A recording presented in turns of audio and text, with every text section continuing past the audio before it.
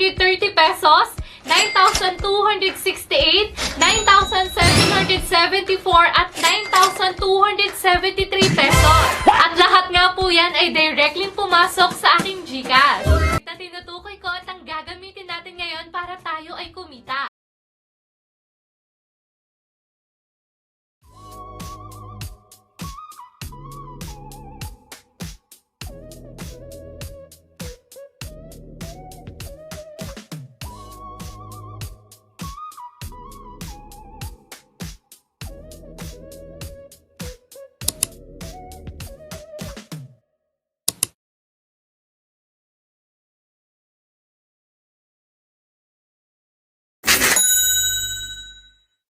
So ito nga mga classmates, since Maya nga po yung nilink natin, naka-receive nga po tayo agad dito ng libreng 50 pesos. And now, aside pa nga dyan sa libreng pera na nakuha natin, pakita ko naman po sa inyo ngayon kung paano pa tayo makakakuha dito ng libreng GCash. So para nga mapakita ko yan, punta lang po tayo dito sa kanilang home section. And ayan, so dito nga mga classmates, sa kanilang home dashboard, makikita po natin yung mga available goods nila. Dito nga ang maganda mga classmate, kapag nag-purchase po tayo ng mga available goods nila, makakakuha po tayo ng mas malaking return. So like for example, ito nga pong 5 pesos worth of goods. So meron nga po yung times 2 cash return. So ang may babalik nga daw po sa atin yan is 10 pesos. So technically dito mga classmate, magiging times 2 nga po yung goods na bibilhin natin dito. So di ba dito parang buy one take one po yan? Ang kinaibahan lang, cash po yung makukuha natin dito.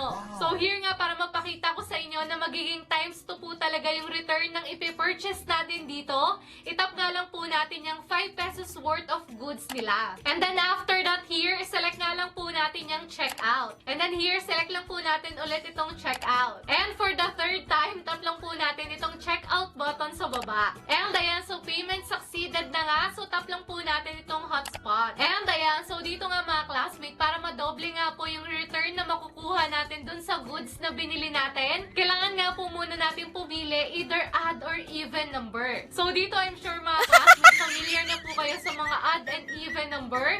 So kung hindi po yung mga odd number, malaman nga po natin kung ano yung magiging result. So here nga mga classmates, ayan, kung makikita nyo, meron pong timer yan. So yan nga po yung kailangan nating hintayin matapos para malaman nga po natin yung magiging next result. So again dito mga classmates, wala tayong nilabas na pera. Kasi nga kung natatandaan nyo, meron po tayong na-receive na libreng 50 pesos. So yun po yung pinambili natin ng goods dito. And here, since meron nga po tayong 50% chance na tumama, pwede nga po maging times 2 yung pinurchase natin na goods dito na worth 5 pesos.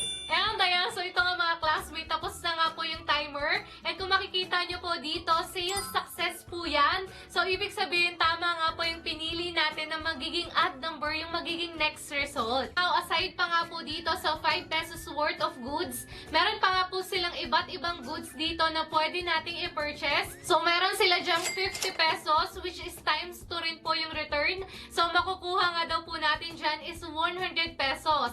Aside from that, ayan, meron pa po sila ditong 150, 250, 500, and 1,000 worth of goods. Mga classmate, if ever lang naman na gusto nyo pong mag-purchase ng ibang goods dito, meron po tayong option na mag-top up. Pero again, ayun mga classmate, ay optional. Kasi nga, di ba, meron naman tayong marireceive dito na libreng pera. So, pwedeng ayun na lang po yung ipambili natin ng goods dito. Pero syempre, dun sa mga risk taker na kagaya ko na gusto talagang kumita ng malakihan, para nga po makapag-top up tayo, itap lang po natin yung account button. And then here, select lang po natin yung top up. So, dito nga yan, pwede po tayong mag-top up ng 50 pesos to 20,000 pesos. Classmate, nandito na po tayo sa ating main account. Nakita ko na malaki talaga yung pwede nating ma-earn dito. Punta po tayo ulit dito sa kanilang home section. And ayan, so dito nga mga classmate, of course, ang piliin po natin is ito pong pinakamalaking value ng goods, which is ito pong 1,000. So, syempre, di ba, para mas malaki yung return na makuha natin.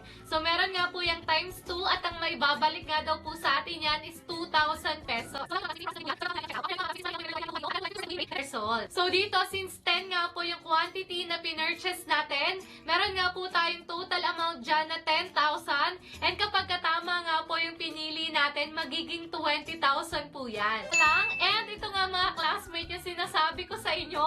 So, sales success nga po yan. So, ibig sabihin, tama nga po yung pinili natin dito.